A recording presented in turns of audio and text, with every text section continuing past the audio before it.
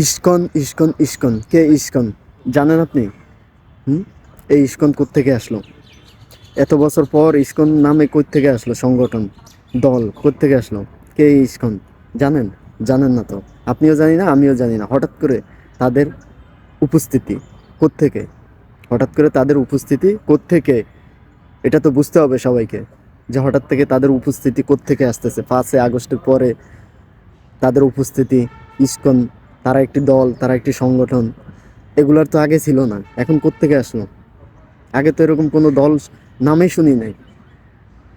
তো এখানে হচ্ছে যে ইসকন হচ্ছে যে একটি সন্ত্রাসী, ইসকন ইসকন হচ্ছে যে একটি সন্ত্রাসী সংগঠন। ইসকন হচ্ছে যে একটি জঙ্গি সংগঠন। ইসকন ইসকন হচ্ছে যে আওয়ামী লীগের পাউচাররা, গোলাম।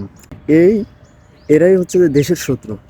এরাই হচ্ছে যে দেশের শত্রু, দেশের মানুষের শত্রু, দেশের 18 কোটি 20 কোটি মানুষের শত্রু। এরা সবসময় চায় দেশকে অস্থিতিশীল পরিস্থিতিতে রাখার জন্যে।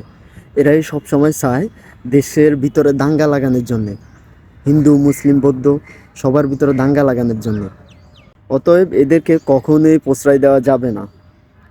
শুধু এদেরকে কেন, এদের মতো যারাই আছে, এদের মতো যারাই বের হোক না কেন, এ পর্যন্ত যারা বের হয়েছে কেউ প্রশ্রয় পায়নি।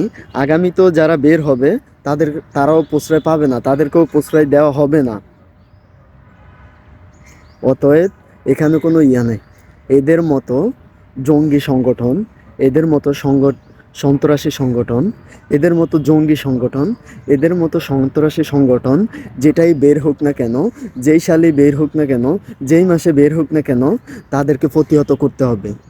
আর তাদেরকে প্রতিহত করার জন্যে দেশের 18 কোটি মানুষ প্রস্তুত আছে।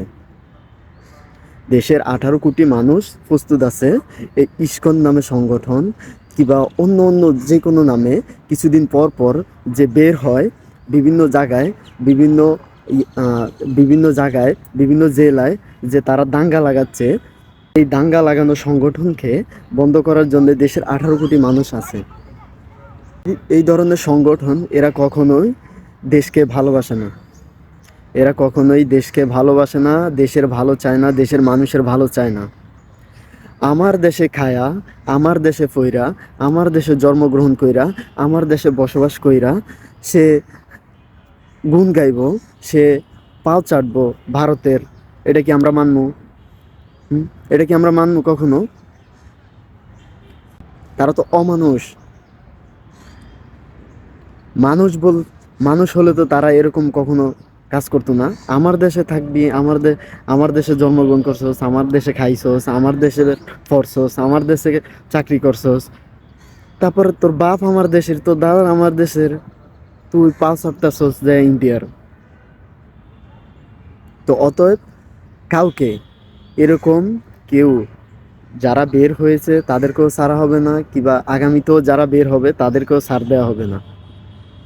সব সময় সকলকে প্রস্তুত থাকতে হবে।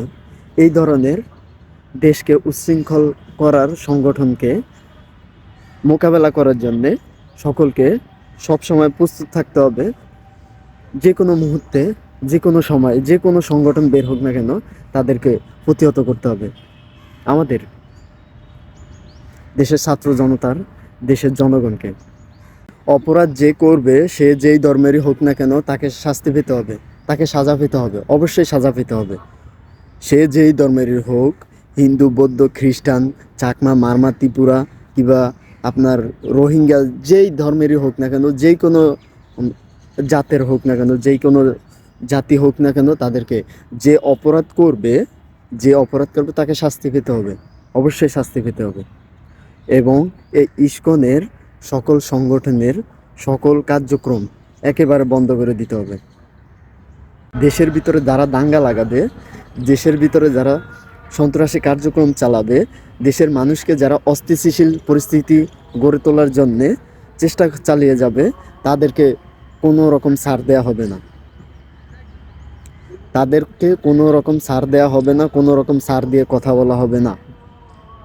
তাৎক্ষণিক তাদের বিরুদ্ধে তাৎক্ষণিক তাদের বিরুদ্ধে ব্যবস্থা নিতে হবে, আইনানি ব্যবস্থা নিতে হবে, রাষ্ট্রীয় ব্যবস্থা নিতে হবে। আর নয় এই সকল সংগঠন এই সকল সংগঠন একসময় অনেক বড় ধরনের দাঙ্গা লাগিয়ে দিবে দেশের ভিতরে।